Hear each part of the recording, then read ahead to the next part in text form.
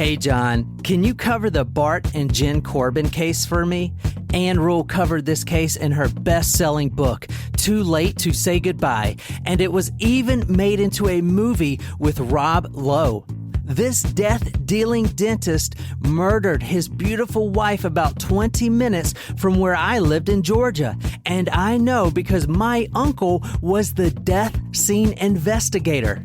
Angry Bart, as he's been called by many, left his deceased wife in the bedroom just so his two small children, 1 5 and 1 7, would be the first to find her decomposing body. Sicko, sicko, sicko. Your biggest fan, Amy.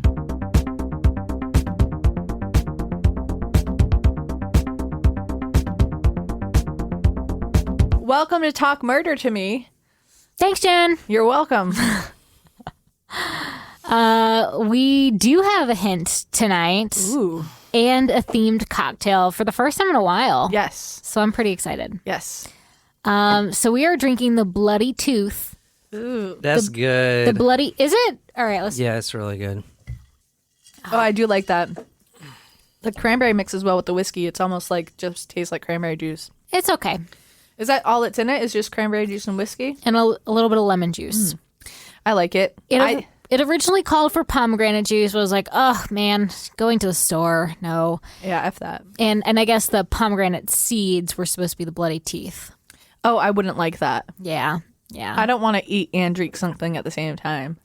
The only thing that's acceptable is like the cherry limeade that we had a couple weeks ago. Yeah, with the cherries. That's high up on my list. Same here. All right, so the hint tonight was dentist or dental related. I couldn't really get a really good hint because, I don't know, I wasn't feeling too creative. So, Nicole, where are we going and who are we killing tonight? I think we are going to a dental school in I was gonna say like a very specific university. I don't know why. I'm gonna say we're going to New York, and I think we're going to like a student who's in dental school who takes his obsession with a fellow student too far. Interesting. I was also going to say New York. Really? But yeah, I think only because the first thing that popped into my mind was the dentist from Little Shop of Horrors, and I just associated New York with Broadway. But I hate teeth. Like, I like my teeth. And I always get nervous about something happening to my teeth or my eyes, and I always have dreams that my teeth fall out, and I can literally feel them falling out. So I don't know how I feel about this story. Have you ever had the feeling where like it feels like your tooth is a little like wiggly, and you're like, why is it wiggly? Well, I still have a baby tooth. What? You do? Mm-hmm. Really? I do. Do you not have an adult tooth behind it? Mm-mm. And so you won't lose the baby tooth? Well, they say I could lose my baby tooth. You still have a baby tooth. I don't have a tooth up there. That's crazy because there's nothing else pushing it down. Let's pull it out. No. That's why, I bet you that's why it's a fear. Don't you think? Because you're like afraid you're going to lose that tooth. Maybe. I don't know. But like, I think that probably is. Maybe psychologically, yeah. Yeah. I say we pull that bitch out. Oh my God. Like when I'm asleep. One day we're going to be like so drunk. It'll be like the Hangover. Yes, exactly. Surprise shots. Surprise shots. We don't know what they are because they're a surprise. I'm very excited for this. I picked the surprise shot tonight. Cheers. Oh, my Lord. You didn't like that? It wasn't bad. Not bad, but... There was just a lot of it. Yeah, dude, that was like 2 shots in one. Is that Jack? It's not. No, it doesn't taste like Jack. It's some type of whiskey. Take a look at your shot glasses. Firefly? It's Firefly sweet tea whiskey. I knew it was whiskey. It doesn't. It tastes more like unsweet tea. I could not figure out. I was like, what is that flavor? It's good. It's just, it is good. I wish they'd put a little more sugar in it. All right, tonight, guys, I got a story that I'm really looking forward to do. I had a request come in, and basically it said, please read this Ann Rule book. And if you don't know, Ann Rule is a true crime author. She is the most well-known. She has the most true crime books, and she's the best out there. She is a fantastic writer, and I love reading her books, all of them. R.I.P. Ann Rule. Yes, R.I.P. And a little bit about her, I don't know too much, but she was a beat reporter that turned crime reporter and then crime author. She did write the definitive Ted Bundy book out there because they were actually good friends. They worked together in the suicide hotline. Yeah, Bundy worked in a suicide hotline. It's kind of crazy. So anytime you pick up an Ann Rule book, you're not going to be disappointed. The book tonight we are reading is this one right here. It is called Too Late to Say Goodbye, a true story of murder and betrayal.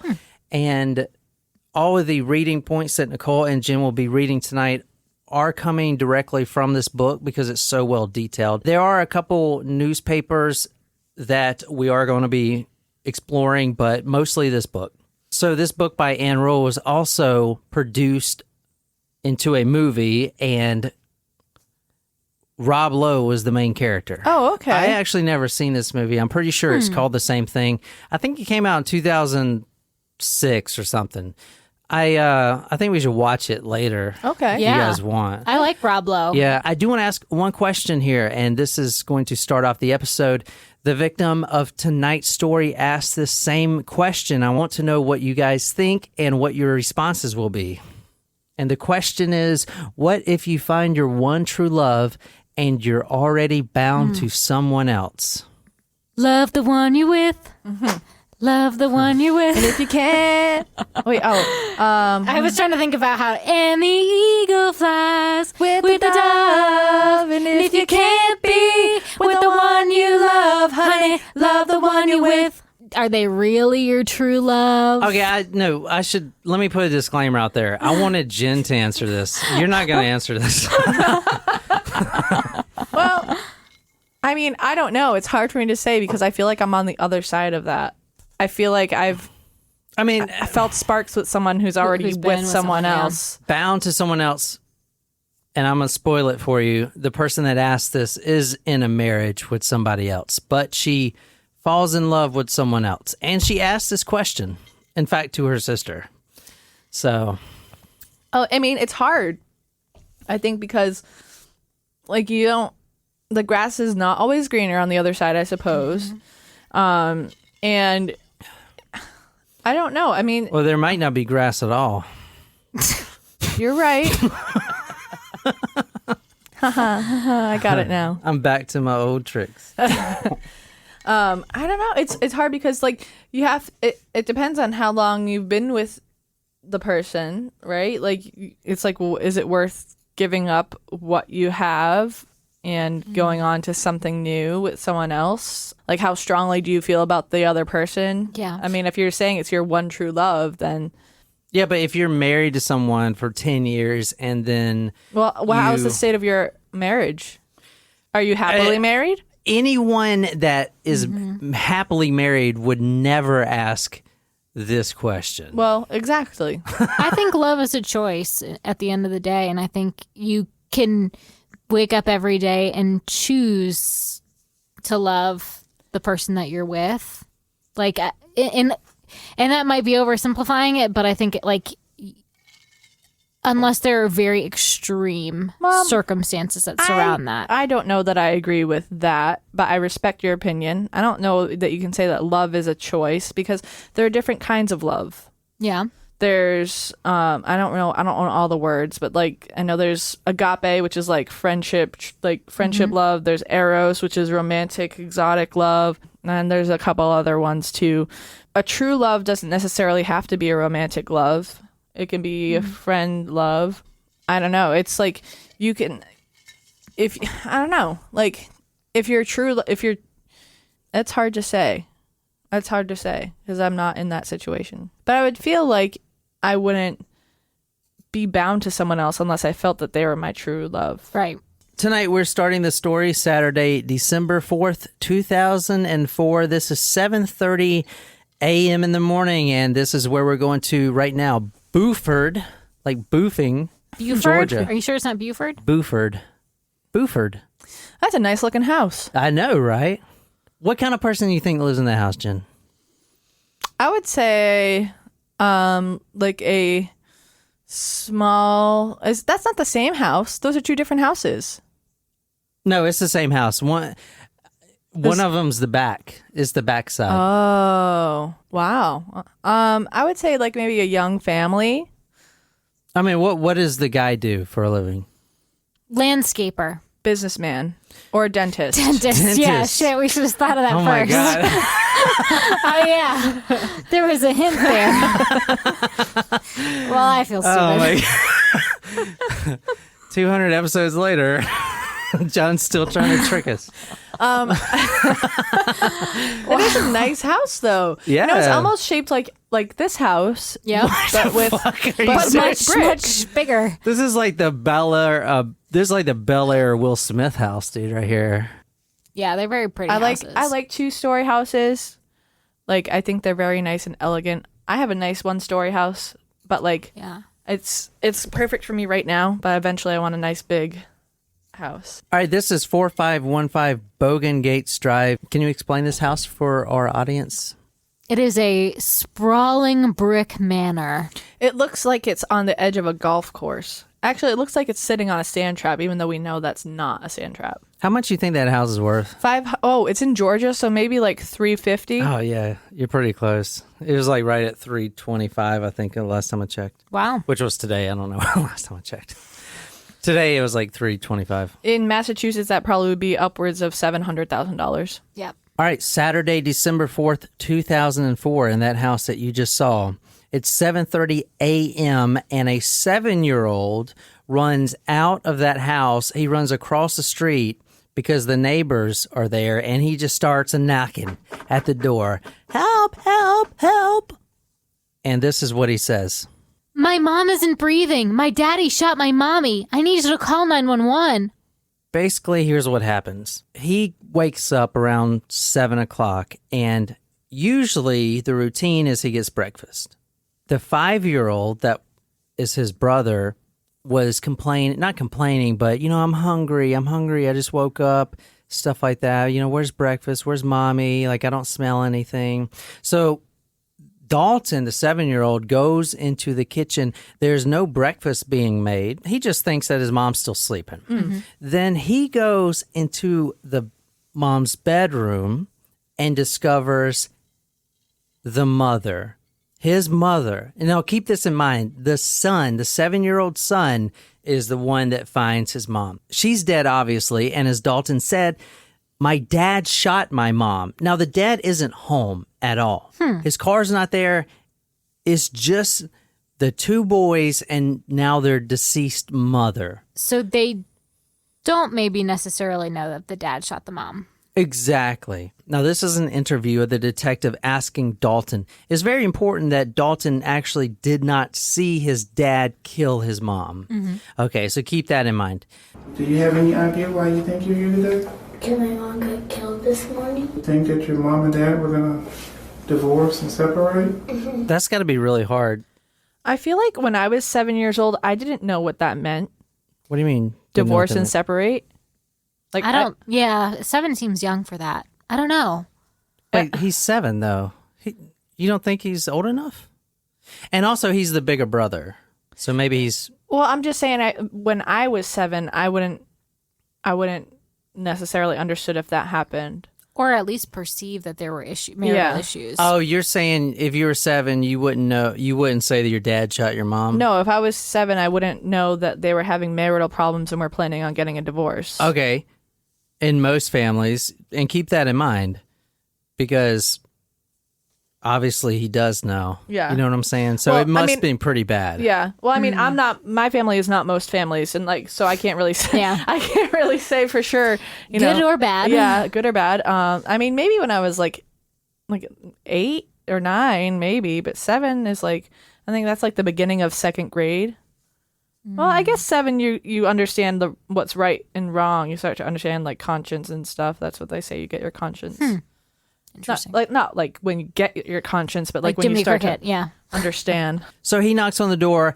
My dad shot my mom. And then obviously he didn't actually see it happen, but there was a gun by his mom. Now in the interview, and there's little snippets of it online, Dalton, the 7-year-old, kind of describes what his mother looked like. The gun was right there, and he kind of points to his nose and says, she has blood, dried up on her nose right here. I want you guys to remember, a 7-year-old just saw the murder of his mother. Or at least her dead body. Her dead body, because that's important. If the husband killed her, then that's what type of husband he is. Mm-hmm. Because he would have left the mother's dead body there, knowing good and damn well that his 7-year-old or 5-year-old was going to find it first. Just keep that in mind. This is Kelly Como right here. This is the neighbor, and she's talking to the DA and the investigators. What we're reading now is from Ann Rule's book. She was way gone. Kelly would later recall to DA's investigator Kevin Vincent. Her body was frozen, ice cold. She was way, way gone. I didn't check for a pulse. I knew she was gone a long time before. The butt of the handgun rested 3 or 4 inches from the palm of her right hand, although her fingertips were less than an inch away from it. Oddly, the barrel of the revolver was hidden beneath the rose-patterned comforter. There was a pale blue and white flannel coverlet with a snowman pattern at the foot of the bed, and a cordless phone next to it. When this came out, the whole neighborhood, and even at the papers, if you read the first day this happened, it was announced that it was a suicide. But what do you read here that tells you off the bat that it may not be a suicide? The revolver was underneath the comforter. Yeah, exactly. So if you shoot yourself in the head and the gun is in your hand and the comforter is over you, the revolver is not going to be positioned under the comforter. The only way that would happen is if she was using the comforter as a silencer, but then there would be a bullet hole in the comforter. Yeah, exactly. Good thought, And that's though. a good point. Yeah. Because this story is suicide or murder.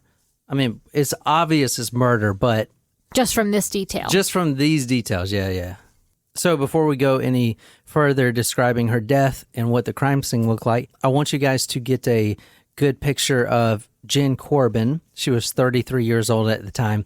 Now, if this is your first episode on Talk Murder Me, I put all my sources and photos on talkmurder.com. Just go there and you'll find this post. It should be the latest episode for you guys, and you can follow along with us if you're not driving or anything. So here is Jenn Corbin right here. It's actually Jennifer, it's her real name, but she goes by Jenn, which is Jenn, which is not like you go by, right? Correct. Only one. Only one N. Well, there's no use for the second N. Yeah. Describe her for us, Nicole. She is blonde, short hair, big smile. She looks like she's having a great time. Looks like she's loving life. What do you think she does for a living? Somebody's a dentist somewhere. Dental hygienist. He's a dentist. She's a dental hygienist. That's Ooh. a good guess, but She's a nurse. no, she's not in the medical field. She A teacher. Ah, there you go. She's a preschool teacher. She teaches preschool at the Sugar Hill Methodist Church. So they are Christian type people. She has 2 sons, as I talked about earlier, Dalton, 7 years old, and Dylan, 5 years old. 33 years old. She is tall and pretty. She is near 6 feet, and then Wow, she'll she's put tall. on heels and be 6 feet. She comes from a loving family. Her mother, Narda, in a RDA, is an artist, and her dad, Max. She has a few sisters, Heather and Rogel, and Jenn is actually the oldest. This family comes from middle class. You can see she is a very pretty, sophisticated woman. She actually went to the Savannah College of Art and Design. good. Oh, Oh, yeah. How'd you know that? it's a great school. Oh, really? Yeah, it's a really good school. I had a couple people I went to high school with in Massachusetts that ended up Oh, going wow. there. Yeah. Well, I didn't look too much into the school because I didn't think you guys would know it, but I passed it. Relatively new. I think it was created in 1982 or something like that. Yeah. Whenever I head down to Georgia, I pass it. Oh, yeah. Savannah, yeah. Yeah, so her mom is an artist, and in fact, later in the story, before she gets murdered, she was helping her mom with her art studio, and so her mom would paint. So she's obviously got a talent for the arts. This is really interesting, and I kind of knew this before, but I really didn't think of it like this. If a woman was going to kill herself, what method would she most likely use? Pills. Have you ever thought why? Because it's not violent. It's like, as far as suicide goes, men have a higher completion rate, but women have more attempts because they don't use lethal means as often as men do. Well, why not, though? Like, why wouldn't she blow her own head off? Well, I mean, she has 2 young kids. She probably didn't want them to find a body like that. I mean, it's easier to say mom died in her sleep than mom shot herself in the head. Okay, this is from the book. I never thought about this, but it's pretty interesting. And I put the title here. Would you think about this, or would this be you in this scenario? I mean, not saying that that's a good thing, but just think about it if you want to read this. We're not condoning you think about killing yourself, but... The manner of her death was odd. Even if fatally depressed, few females kill themselves with a gunshot to the head. They want to look attractive when their bodies are discovered, whereas males don't seem to care. Women tend to take their own lives with sleeping pills or by cutting their wrists. Many even put on makeup and wear their prettiest outfit or nightgown. But Jennifer had worn an old sleeveless green satin shorty nightgown. Both its straps were torn in the back, and she had secured them with safety pins. Isn't that crazy? That is crazy. I don't know. That women will kind of dress up and... That's weird. I mean, it makes sense that they want to look pretty. I get that. But, I mean, no, this is Ann Rule. She has seen a lot of suicide deaths. So, for her to write that... Yeah, I mean... She's seen a lot of suicide deaths where the person committing suicide puts on a nightgown, puts on makeup to kill themselves. Isn't that crazy? It is kind of insane when you think about it, but is it worse the fact that the women want to look presentable when their bodies are found, or is it worse that we live in a society that women feel pressured to make sure that they look nice? Oh, yeah, no, you're right. They are found. See, for me, I feel like I would rather look a hot mess and have someone fix me up for my coffin. Let the professionals do but it. Isn't that crazy? Maybe they man? can cut out like 30 pounds of fat too when they're at it, so that I They just clip it all back, yeah, you know?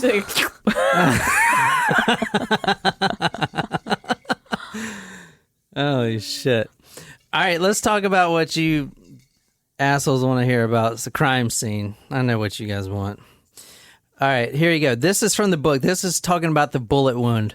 Now, when they did find her body, before you move anything, and we're going to talk about this later, you photograph where the gun position is before you move anything. And when paramedics usually get there first, they should always bring a camera to at least photograph before they even check pulse and move things around. Well, luckily now we have camera phones. Yeah, exactly. So she was actually found with the entrance wound from the revolver was behind her right ear, kind of in the back, going at an angle to the front of her forehead.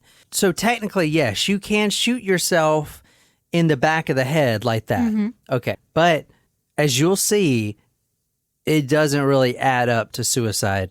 So if you want to read this, this is what the coroner found. The single fatal bullet wound was to the right side of her head behind her right ear. The wound path was from the right side of her head to the left and upward. The bullet had effectively cut her brainstem in half and fractured her skull in several places. Death would have been instantaneous. Yeah. When I so I went through this course in the military where they were talking about if you shoot sounds so bad. If you shoot someone in the head, you want to aim for what they call the triangle of death, which is if you look at your nose and you make a triangle all the way down to your mouth.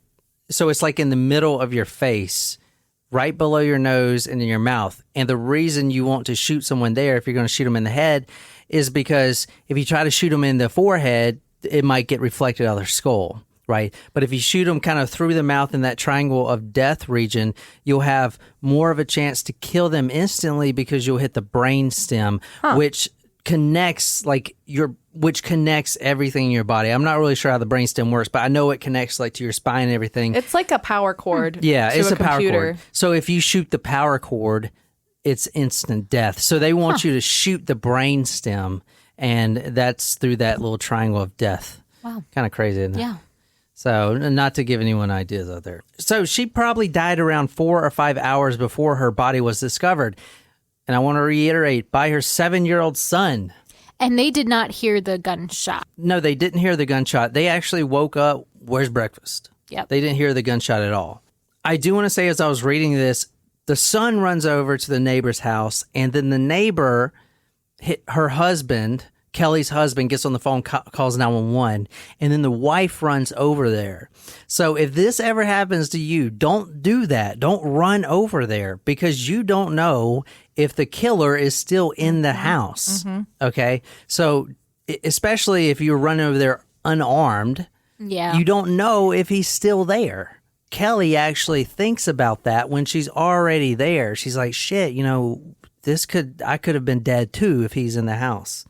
Okay, so under her body, you'll see the picture right here. Go to talkmore.com. I'm putting all these evidence death photos on the blog. These are the divorce papers. Under her body? Under her body. Now, actually, she wasn't supposed to have those divorce papers yet. They haven't been served to her yet, but she had someone that, worked in the filing office or whatever, give her a copy. In fact, it's kind of crazy. The sheriff who was serving the divorce papers, he was assigned to do that. He shows up at the house, at their house, the death house, with the divorce papers, as if to serve Jenn with the divorce papers. And he's like, what's all these cops doing here? And then they're like, well, she's dead. Is that her shoulder? Is that under her shoulder? That's what I was thinking too. I think that is under her shoulder. Yeah.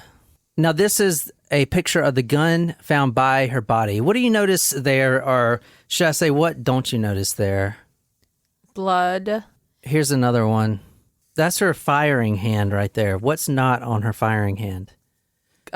Residue, gunpowder. Yeah, gunpowder and blood. So what you're seeing right now is her right arm, which is what she used, supposedly, to shoot herself in the head. In the back of the head. In the back of the head. But if you shoot yourself in the head, and this is the actual picture right here of her hand, there is absolutely no blood on her hand whatsoever. There is no gunpowder residue on her hand whatsoever. And that stuff would be on your hand. It would be visible. There would be blood splattered all over your hand. Because if you shoot yourself in the head, the blood shoots back out of the bullet wound. It's called backsplatter, and you're going to get it all over you. So the cops knew pretty much right away that this was a murder. They did kind of portray it as a suicide, just so they wouldn't have all the media, circus. Media circus. They didn't want that. But there was no blood or gunpowder on her hand. This is the official cause of death for Jenn Corbin. This is from the medical examiner. The official cause of her death was listed at the beginning of the summary of findings, derived from her autopsy. It read, penetrating gunshot wound of head, loose contact range entrance, wound on right side of head, posterior to right ear in right posterior temporal anterior occipital region.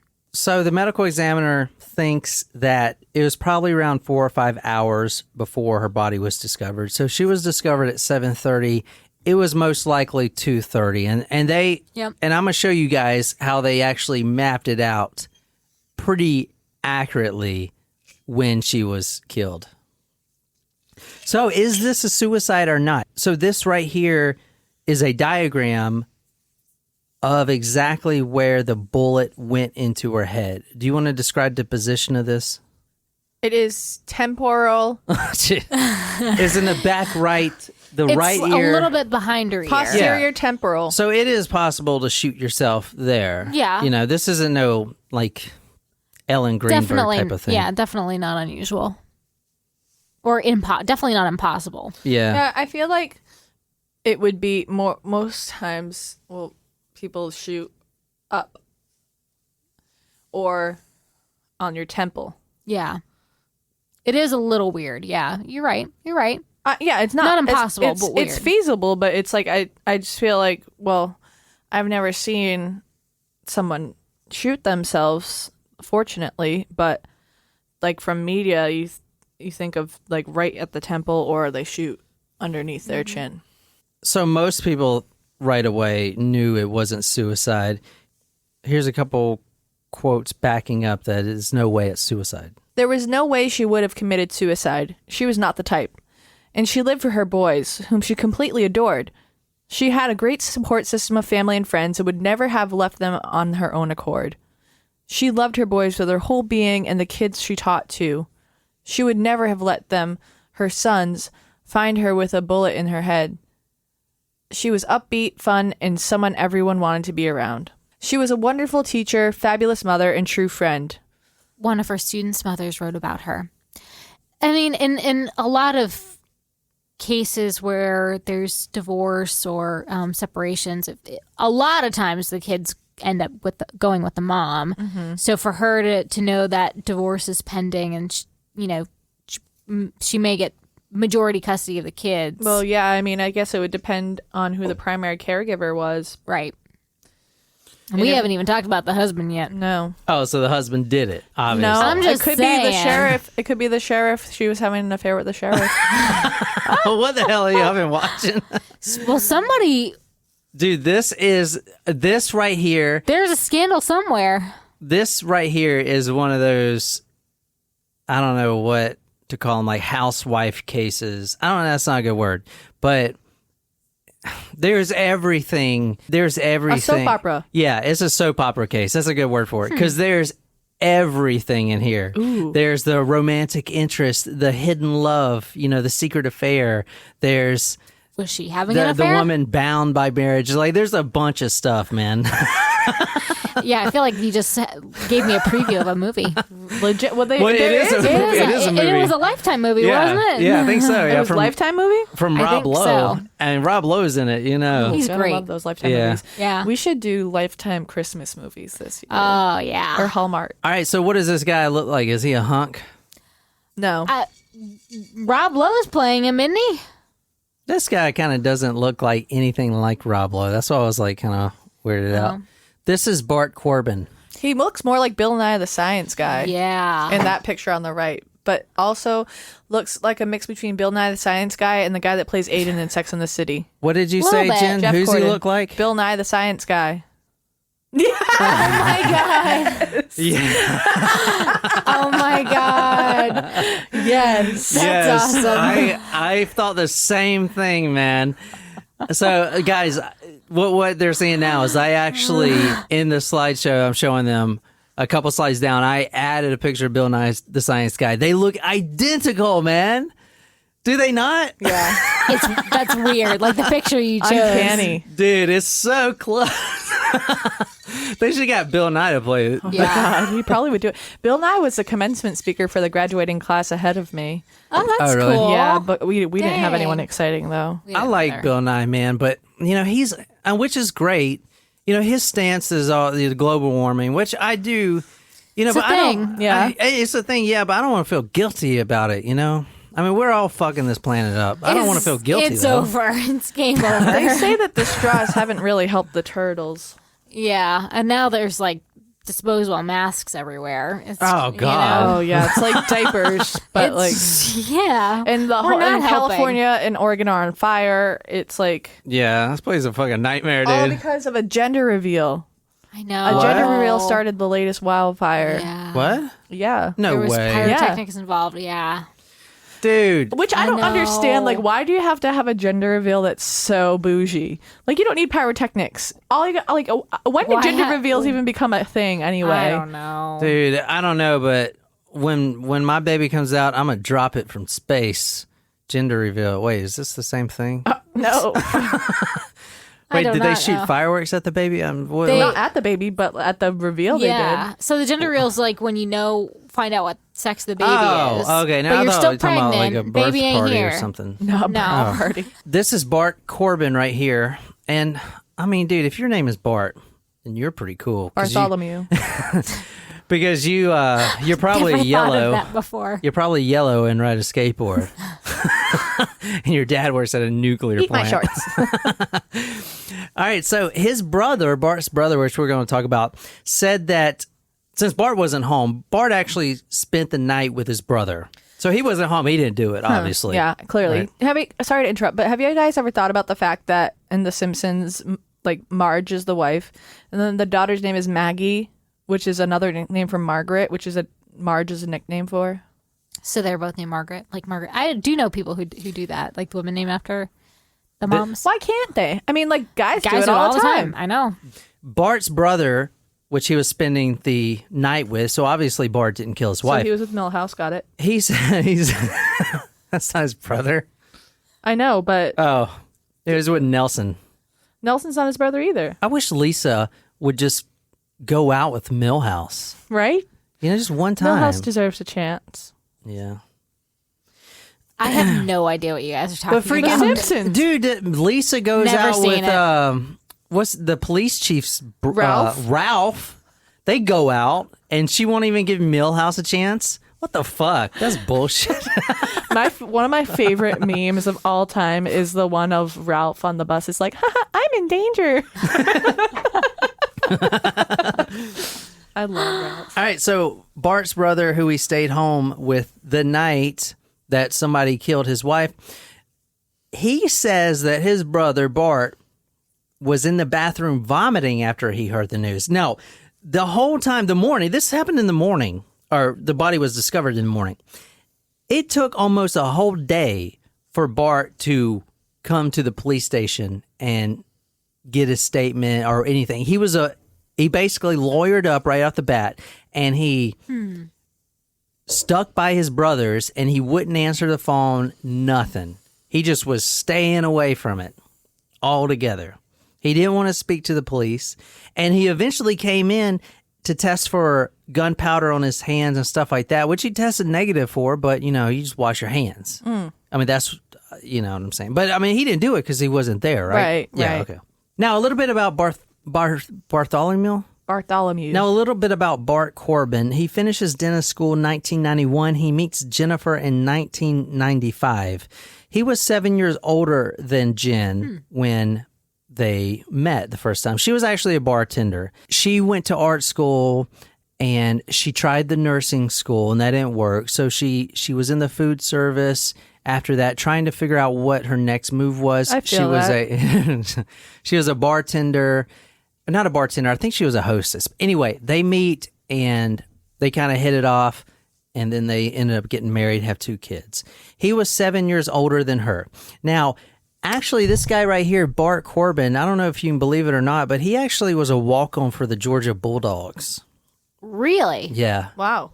So. You know what? I just realized What? that this isn't whiskey. This is vodka. I was about to say, I didn't think Firefly made whiskey. They do. Oh. And I when we took the shot, I was like, why does this taste like vodka? And then I was looking and it says vodka.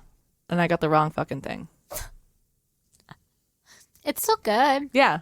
He was a walk-on for the Georgia Bulldogs, which, guys, if you ain't from the South and you don't know what the hell I'm talking about, you got to be good to play for the Bulldogs, man. You do. Big team. Yeah. Any Southern team like this, you got to be big. You got to be corn-fed. You got to be right here from the country.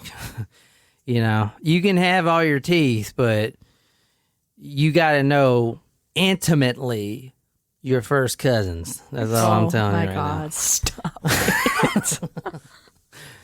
So he did play all seasons for the Georgia Bulldogs. Now, do you remember when we did the Ted Bundy story? Mm-hmm. And if you think back to that, he had a first girlfriend. And everyone after that, all of his girlfriends that came after that were almost the exact image as his first girlfriend. Yep. Mm-hmm. That is exactly what this guy is doing, which is crazy. I don't know guys that do that. Right. Like, it's weird. A guy will date almost the exact same looking person as their ex. I mean, every one of Bart's friends said that, and they were kind of weirded out by it because it was like he was replacing his first girlfriend, which her name was Shelley Mansfield, with another girl that looked just like her. Anyway, I'm going to move on. So Shelley Mansfield was his first love. She wanted to be a reporter, not be in the dentist field or whatever. And in fact, she broke this guy's heart. This guy looks confident now, what you're looking at him in a picture, but he was actually quite the loser in high school. not popular. He was chubby. He was a virgin up until he meets Shelley Mansfield, which breaks his heart. And she says that she broke up with him because, quote, I did not get a degree to be someone else's accessory. You go, girl. Ooh, yeah, tell him. So Bart had a good sense of humor, but after Shelley, which this is in college now, after she breaks his heart, and she kind of played him and everything else, and he was real faithful because he's never even dated anyone before Shelley. Okay. And Shelley kind of just played him and then, broke his heart. He actually starts turning at that point. So now he's still funny, but his comedy has more of a bite to it. You know what I'm saying? It's more darker. You can tell he's still heartbroken. And he was really heartbroken over Shelley. And if you want to read this was kind of explain it right here. Oddly, perhaps not, she had no memory of the moment she told him that she wanted to break up. She only remembered that he cried and that he wasn't angry with her. So now she breaks up with him and they start calling him Angry Bart because he is Angry Bart. Yeah. Jeez. Now, I feel like Angry Bart wouldn't look like Bill Nye the Science Guy. I feel like he would be like this old, crotchety old man with a long beard. You should see this guy now. Oh. He is old and crotchety. A little bit about Bart. Now, this probably started spawning before the Shelley incident, but he was really obsessed with making money. Don't you hate people like that, right? So he only cares about money. And in fact, he only goes into dentistry to, quote, fill his deep pockets, which is like the weirdest thing because wouldn't you want to be like an investment banker? You don't go to be a fucking dentist to get rich. They do make good money. Yeah, they do. I know, They but make real good dude, money. But then you have to like smell people's breath all day. Well, the hygienist usually cleans your mouth before they It's see not you. a bad gig. It's not. But Well- like I have this thing about teeth. It's like the same way I feel about carrots. Oh, yeah. Yeah. You've ruined baby carrots for me. I got lately when I was at the store, I got the little round chips. Yeah, there you go. Because- he wanted to get rich off patience. He says to one of his girlfriends, which we're going to talk about here in a little bit, Dolly Hearn, quote, I can hardly wait to graduate so I can stick it to people. That's what he Ooh. said. Wow. So I'm trying to paint a little bit of this guy's picture right here, but we don't have too much time to spend on him. Sounds like he got a chip on his shoulder, whether it's yeah. granted or Yeah. not. Dude, yes, exactly. So I did put this in here and you can make your own mind up. Obviously his wife has a wedding ring. Jen has a wedding ring. And he also wears a wedding ring. His is the only one, though, with a diamond in it. Oh. So she doesn't have an engagement ring either? I don't know how that works. But he wanted to, quote, look affluent to his patients. His ring was worth like 3 times as much as hers was. That's what kind of guy this is. Weird. Yeah. Now, this guy, apparently he's good looking. I think he looks like Bill Nye, but apparently he was Hey, Bill Nye's not a bad looking guy. He was getting... Especially now. He's like a silver fox. Let me just say. He was getting a lot of strange. A lot of the girls that work at the dental office, Like the it was hygienists? the hygienist. It was his practice. Could be So- other dentists. Yeah, so he Or was having secretarial staff. constant affairs, and in fact, While he's married. While he's married, yeah, and in fact, there's a real long, like his secretary of his dentist practice, they were in an affair, and she was afraid to leave. Like she kept putting in a resignation, and he was like, "Oh, you're not leaving here. I got you," and he would tear it up, slap her ass or something, Oh. Nice. Gem. Sexual harassment. Yeah. Cool. Now we're going to get into this a little bit, but right now you have Jenn Corbin, which is a stay-at-home wife. Do you remember the Susan Powell case that we just did? Yep. Yeah. You remember how her husband treated her with the finances and Yes. Oh my berating her gosh. in front of everyone. And yet he was buying a whole bunch of stuff. Yes. So he was buying, it's the same exact thing. And then she would spend a little bit on groceries and he would just blow up. But yet he would go out and buy himself all this stuff. The marriage starts going downhill real quick and she falls out of love with Bart. In fact, go back to the beginning of the episode when she asked her sister What if you fall in love with someone, but you're already bound to someone else? That's what she's going through now. He's already having affairs with everyone, and she knows about it. In fact, before she asked, what if I'm bound to someone else and I love someone, she asked the question, which you should never ask in a marriage, am I the woman in my husband's life that he loves the most? Ooh. I mean, obviously not, because you love your mother more, and then you love your wife, right? But you know what I'm saying? You should never have to ask that question if you're married. You know what I'm saying? Yeah. So did they have kids already at this time? Yeah, they have kids. So they have, So they meet, she's a bartender, and then they marry. Now she's a stay-at-home mom, and she has all these aspirations and things she wants to do with life. But now she's exactly, she's stuck with kids. Not stuck with kids, but you know, that's not exactly what she wanted in life. And now he's out. Here's an example. He would work nights. He's a dentist. Oh my gosh. Yeah, you see what I'm saying, right? They don't work nights. They don't work nights. They don't. They might to the dentist at 8 o'clock at night. Right. Although that wouldn't be a bad business model, though. Like to have dental hours for people who can't work. Right. Who can't make in the dental but you appointment. see what I'm They saying. may stay open until like 6:30 or I would say 8 o'clock. Like that. But he would tell his wife, I got to work tonight. I mean, and number one is his practice. He could be doing paperwork. Dude, yeah, he could be doing some paperwork. Yeah, that's what he was doing. Her name was Dara. That was the one he was having an affair with. Well, he was having an affair with a couple people. But eventually, you know, Jen gets sick of it. She's like, you know what? Whatever. So this is kind of where it turns strange. And this is one of the factors in the case where you just can't really make up. This is 2004. And I know you guys, how old were you then? 14. Okay. Do you remember this game called EverQuest? 2004, I was like 12.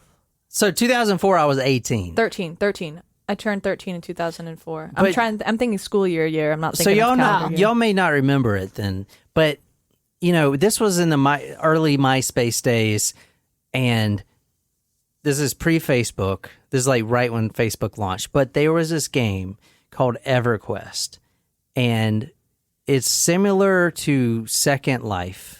You guys know what that is, right? Oh yeah, we watched that documentary. Yeah, so you make a character and you can like live out. Kind of like The Sims. Yeah, I love kind of like The Sims. Yeah, so Love The EverQuest. Sims. I remember EverQuest, dude. I never played it, you know, because I was popular and I couldn't get caught playing that. But like, there were people. Meanwhile, Jen, I like love The Sims. Yeah. Oh my gosh, I love like Sims memes. So fun. There were these total nerds in our school. I'm just kidding. But there were this clique of gothic girls that would play this all the time, dude. And they would all the time EverQuest. It was ridiculous. Anyway. I felt like Sims spanned all walks of the cafeteria, the Mean Girls cafeteria. Mm-hmm. Jen gets introduced to EverQuest through her sister, Heather, as a way to kind of break up the mundane. EverQuest, if you guys don't know, you have to be connected to the internet to play it. It's like an online World of Warcraft or whatever, where you can meet other characters and you can be like an ogre and you can be like a princess or a knight or a thief or whatever the hell. Right. Sherlock or whatever. So it's like first person role playing type thing. I don't really know. I think it is role playing, yeah. But anyway, she gets involved and she meets a man. Oh. Yeah. Uh-oh. Yeah. A man in the game or a man that's also a man in real life as well? Well, she meets a character on the game that she kind of starts to fall for. Now, this is where it kind of turns. I mean, what can we see his avatar? Who was he? No, but we do have some of the emails. Now, apparently there were thousands of emails, and a lot of them were hot. but she deleted a lot of them, but there are still some that were found because Bart actually finds them. Bart actually finds them. So it's cool for him to have an affair, but for her to have one ain't cool. Bart finds them, and then a few weeks later, she winds up dead. You know, but Convenient. Yeah, exactly. He's a piece of shit. Trust me. So she was introduced to EverQuest in 2003. She was going by the name WizWiz148. And like I said, I'm not really sure everything of how this thing works. I think it is role playing, kind of like Zelda or something, but you can meet other people and talk to them. It's like a chat. It's like AOL Instant Messenger with Zelda or something. It's like combined or something like that. Or like Sims where they actually speak Sims, English. But Sims, but you're like, you're fighting dragons and stuff. Oh. I probably got this completely wrong. But she meets this other character named Sir Tank 1223. Sir Tank. Ooh. Now, they start talking, and eventually they start emailing each other. His name is Christopher. He's also 33 years old. Now, the only thing about him is he lives in Missouri, and she lives in Georgia. So they're 800 miles away. So he's kind of going through the same thing as she. He's divorced, and he's working at a restaurant. She was just working at a restaurant not too long ago. He's also helping his mother raise his sister's 2 children. So he's living in his mother's basement. Okay. Do we have a picture of this guy? Not at first. She kept requesting a picture, and Sounds a lot like a catfish situation. Not a good sign. he would never send a picture, but things did get hot. Interesting, because I feel like back in 2004, it was more acceptable to be like, oh no, sorry, like my internet won't be able to send Can't you that much upload. gigabyte. Like, you know what I mean? Or it's really blurry. Or pixelated. Yeah. Now it's just fishy right out the bat. Yep. So in September 2004, Christopher, Sir Tank 1223 from the game EverQuest, finally, now this is after a lot of hot emails. I love that you're changing your voice for that one word. I sound like Luca Magnato. Yeah, you do. A lot of hot. Anyway, What the hell he's doing? in 2004 of September, Christopher actually confesses his love to Jenn. And this is when things start getting hot. If you want to read this. Christopher, you don't need to apologize to me again. She wrote, I'm just sorry you felt like I could baby play you. It's okay to be scared, Christopher. I'm scared. We're both going to have to make big changes to our life if we want to be together, and that is never easy. I love how you make me feel. I love that there are no walls with you. I love that I feel I can tell you just what I feel at that moment. I know with you that my whole life is going to change, that our love is going to be so powerful, and that it's going to be overwhelming. I don't know why it is we feel like we do. So she is saying this, and she's never even seen this guy. that is passion. He always has an excuse why he's not sending his picture, Oh, girl. Holy fuck, this is not good. Honey, no. Oh, yeah. But you can tell how she's talking to him, okay? And then she starts telling her family that she's met someone else, like almost like a girl in grade school. Oh my God, Mom, he's so adorable. And his mom's like, you're married, you have 2 kids, and you're meeting someone online that won't even show you his picture. So this is what Jenn wrote to Christopher on October 18th. Now, keep in mind, she died December 2014. So this is Okay. 2 months before her death. I love that you take your job seriously. I love that your bosses scare you. I love that you were strong enough to run when you needed to then move them when you were strong enough to get them on their feet again. I love that you can go a little crazy with me, but yet stay strong enough for both of us. I love that you always question me, making me think through for the truth in my answers. The bottom line is, Christopher, I'm in love with everything about you. I would love to be yours to keep, and one day I will be. I understand it can't be now, but it's so hard when you want it so much. So we'll both have our strong moments and some weak ones too. I mean, this is crazy, right? You can tell this is not good. Okay, her husband is having affair after affair, working nights as a dentist. I mean, come on, dude. He is verbally abusing her. She has 2 kids. She's stuck in this marriage. Her life is in shambles, and she is meeting this guy on a game called EverQuest and saying this to him. How long has it I mean, been? how can this not end the way it did? You know what I'm saying? I'm just saying, this is not, what did she think the outcome would be? You know what I'm saying? I mean, that sounded mean. I didn't mean it like that. But this is not a good situation. Mm-hmm. How long had they been talking? This is after like 2 months. Oh, wow. And then the emails start getting more sexy and as you'll see here. Oh, God, I cannot wait to see this guy's picture. I don't think it's a guy. I think it's a girl. Ooh. This is what Christopher responds on one of his emails. Oh. Good morning, sexy. Ooh. Jennifer, I have told you I can't wait to make love to you. Damn, with every passing day, the growing sexual tension for you elevates to new levels I've never dreamed possible. You are my darling, Jennifer, and are a very wait, what? You my darling. Oh, you, my darling, Jennifer, are a very amazing woman. I love you. Well, that was uncomfortable. That was kind of uncomfortable. Yeah. Let me try that again. No? Should I? I don't think that you can make it comfortable. No, keep going. Okay, let me try it again. Nope. Good morning, No, you sexy. Christopher, I'm madly in love with you, and you've changed me forever. You've taught me more than these past months than I've experienced in my lifetime. I want a lifetime exploring these new places with you. All right, now, this is the type of person Bart is.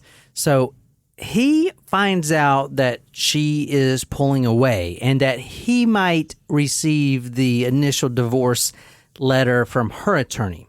Now, Bart doesn't like that because after Shelley made him cry and she broke his heart, he wants to be the one in control. He wants to break up with the girls. You know? Oh, you breaking up with me? You can't because I broke up with you, kind of thing. Like, he doesn't want a girl to step on him. Like, he wants to be in control. So she is now pulling away. So he starts trying to pull her back. Oh, I can change all this bullshit. I'll stop working nights, you know.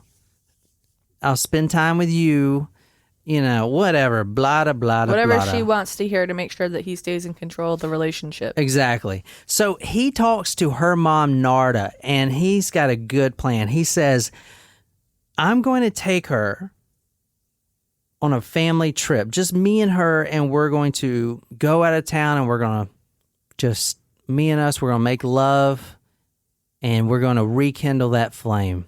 Now, at this point, Jenn has said multiple times that she doesn't want to have sex with her own husband. Mm-hmm. It makes her disgusted. Like, she talks about how her skin crawls when she has to think about it. Because she knows that he's had so many affairs? Well, she's just not in love with him and she's disgusted of him, you know? Probably because of the affairs, yeah, I'd imagine. And she actually tells her mom, quote, I just don't want to be married. To be there anymore. He disgusts me. He gives me the creeps. He makes my skin crawl. I cannot bear to have a sexual relationship with him. I tried so hard, but I cannot do it. I cannot bear to have him touch me at all. I just can't stand it. Now, he was talking to her mother when this conversation happened about the trip. And this is what he says. He says, quote, but she won't have sex with me. Now, he's talking to her mother. Why would you talk to your mother-in-law about this? I'm not going to take her on a trip if she won't even sleep with me. Why would I waste my time and money? If I ever take her on vacation, she is going to have sex with me. Wow. Yeah. There's just a lot to that there. Jenn is really worried about her affair at this point. And he actually starts stealing her phone and all this stuff because he realizes that he's not going to be able to work it out. And this is actually her calling the police because he stole her hard drive and was trying to get all these secret emails between Christopher. I don't know if they stop him, if they can retrieve those for me or not. Or if I can tell them where I think he's going. Okay, what do you think? Do you think he's going to go pawn them or something? Or? No, he's probably going to take them and use them as evidence against me because we're in the process of going through a divorce. Okay. This right here is Christopher. Yes, I knew it. I knew it. Oh my God. I fucking knew it. Yeah. Wow. So this is you from called it. This is from the book. This is from Ann Rule's book. Christopher wasn't married, or a convicted felon, or physically unattractive. He wasn't anything at all. There was no Christopher. There never had been. Chris was only a phony name used by someone who had a good reason to be secretive. Jenn was absolutely stunned to discover that for months she had been writing to a woman, not a man at all. Chris's first name was Anita. She was a bisexual who did live in Missouri and who apparently did take care of her sister's children, if indeed there were any children at all. Wow. Called it. Yeah. What made you think it was a woman, Jen? I don't know. Just intuition. Wow. Here's the weird thing. And because she was going through so much turmoil, she emails them first, and the emails is like, God damn it. All I asked for you was no lies. How could you do this to me? So how did she find out that she was a woman? Anita Eventually send Christopher, her a picture? confessed it to her. Ah, okay. Yeah. So they kept talking after this. So she didn't hate the idea? She didn't hate it, but this was her plan before she got murdered. She was going to move the kids up there with her Wow. to live there. And I think they would have been happy together, honestly. Yeah. I don't know, maybe. But that was kind of a crazy twist. But anyway, Shit. there's Jen called it. there's actually one more twist if you guys want to go down this road. Do you remember watching The Staircase? Yes. Yes. What was crazy about that? The Besides owl theory. But well, besides that, The fact that both wives died, or both of the women died under the same mysterious both the women died under the mysterious consequences, which is extremely rare that happens at all. Anyway, but not the fact that they were both mysterious. They were both extremely similar. Anyway, this is the replacement for Shelley Mansfield, the girl that broke Bart's heart. Bart's heart. And this is Dolly Hearn right here. This is June 6, 1990, if you want to describe her for our audience. Oh, Well, she dead. She did. Yep. Yeah, she's dead. On the couch. Yeah, Slumped she over. is dead, slumped over on the couch from a gunshot wound in the exact same spot as what Jenn was killed. Wow. And here's another picture of her. This is actually her death photos right here. Now, the gun was actually moved by paramedics. They got there first, and the guy didn't have a camera, so he had to move the gun away. So this, even though detectives knew that it wasn't a suicide, Dolly Hearn, the first real girlfriend after Shelley, got no real justice, because it was ruled a suicide, But this is her right here. What do you notice? Look at her thigh area right there on that photo. The left or the right? The left. You know there's blood right there, right? Yeah, you can see that. Well, if you shoot yourself in the head, you got blood splatter. That right there you're looking at is smeared blood. That's transfer stains. It looks as if it's been running. See on the pillow how it the blood is running down. Yeah. And it's like it's similar pattern, like it's long, like it was dripping down. The thigh blood there you're looking at is transfer stained bloods, which means she was moved. If she just shot herself in the head, that wouldn't be there at all. There's also no blood at all on her hands, which is what she used to shoot herself. Also, apparently. it looks like the blood is on the left side, but she was shot in the same spot on the right Yeah. side of her head. Yeah. He actually, in both cases, put the gun on the wrong side. Okay. He did everything the exact same. And why change something that works, right? This is his first girlfriend, not wife, but girlfriend. Died in 1990, which was 14 years earlier? June 6, 1990. Dolly Hearn. Jenn had no idea about this. Not even that she may have committed suicide. Like, he never brought this up. You think you know someone, right? You think you know someone. Mm-hmm. The cause of death was listed as gunshot wound to the head with destruction of the brainstem and secondary exsanguination, massive blood loss, apparently self-inflicted. This suggested suicide, but Dr. Sharon Daspit, the medical examiner who signed the autopsy report, had not fully committed to that. She listed the manner of Dolly Hearn's death as undetermined. All right, so as I said, the wound is almost identical to Jenn, his wife that was killed. If you want to read this, I know it's long, but this is from the medical examiner. The wound was a contact wound, its edges blackened with gunpowder and barrel debris. As the bullet entered there just below the rigid petrous bone on the right, it had traveled through the brain in an almost straight line, severing and macerating her brainstem and ending just below the petrous ridge on the left side of her head. She had died instantly. There was no indication that she had been raped or beaten, nor had she any defense wounds that may have suggested that she had fought back against an attacker. She had no alcohol or drugs in her blood. Daspit estimated that the time of Dolly's death was probably between 1 p.m. and 3 p.m. on June 6th. The cause of death, written on Dolly Hearn's autopsy report, read, gunshot wound to the head with destruction of the brainstem and secondary exsanguination apparently self-inflicted. And then Daspit had added undetermined. So he added undetermined because he, as a medical examiner, knew that it just didn't seem right. So this is obviously the same guy. And I know this is kind of long, so I'm going to wrap it up here. But what do you guys think happened to him? He kills his first girlfriend, then he kills his wife in the exact same manner. Is that speculation, or do we know that now? No, we do know that, yeah. But how? He had an alibi. He was at his brother's. He does have an alibi. Yeah, he has and he has receipts and all that stuff. So how did he that was work? seen by his neighbor coming around the house at 2 a.m. Now, they know the time of death because she was up emailing Christopher or Anita. Anita-fer. She was emailing Anita-fer at the time, like right when he walks in, because the last email was, and it just went silent. And then he basically walks up behind her in both cases and grabs the gun out of the nightstand or wherever and just points it right to her head and shoots her.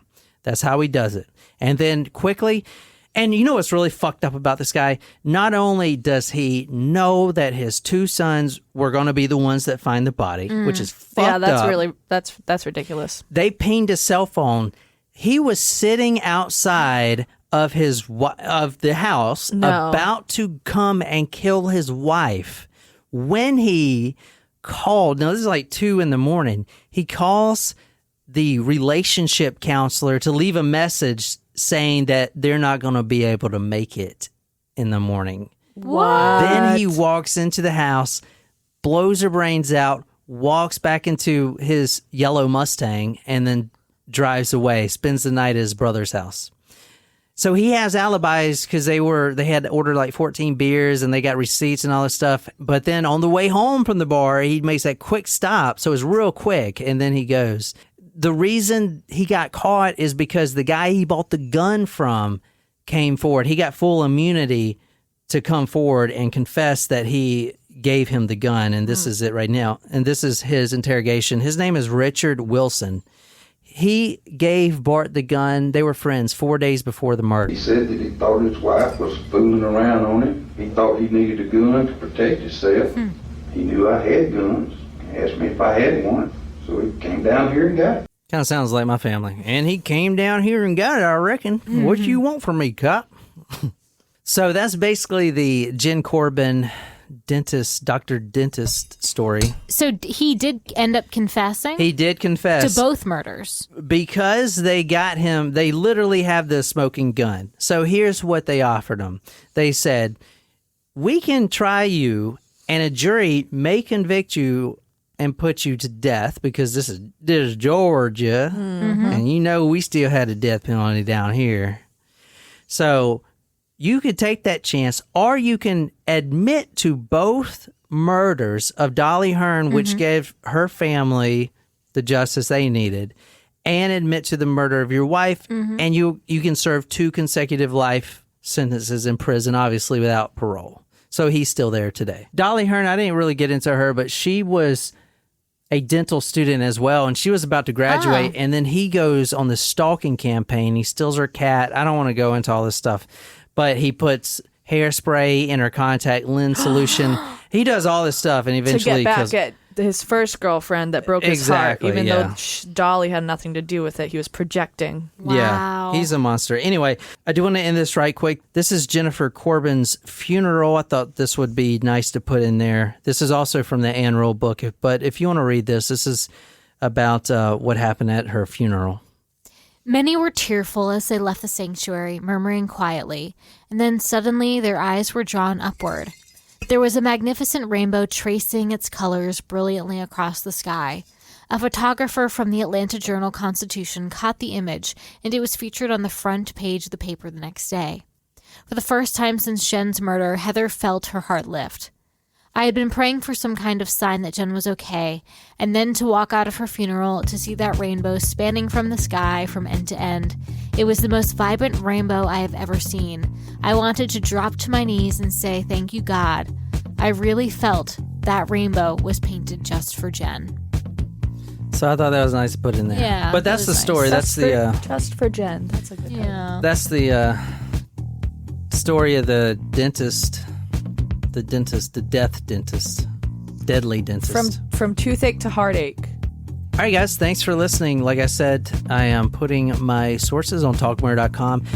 Be sure to hit that subscribe button on whatever podcasting app you're listening to, on whatever podcasting app you're using right now. This is John here with Jenn and Nicole, and until next time, good night, you lovely, lovely people.